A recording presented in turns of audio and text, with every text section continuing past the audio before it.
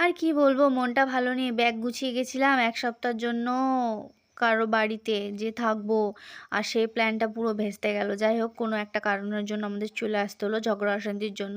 তা বাড়ি এসে আমার মুডটা একদমই অফ ছিল। তারপরে আমার ছেলে অ্যাকোরিয়ামের সামনে দাঁড়িয়ে সমানে ঝুঁকছিল। আমি বলি, "কি করছিলি?" বলে কি যে একটা ফিশ বেবি। তা বেবি দেখতে, দেখতে দেখি অনেক কটাই বেবি দিয়েছে। তো ১৭ খানা বেবি ছিল।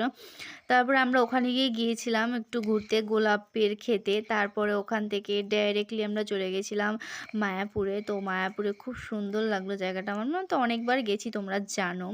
আর তারপর হচ্ছে ওখানে খাওয়া-দাওয়া কিছু কমপ্লিট করলাম। করে দেন তারপরে আসলাম আর লাস্টে ঠাকুরের নাম হরে কৃষ্ণা।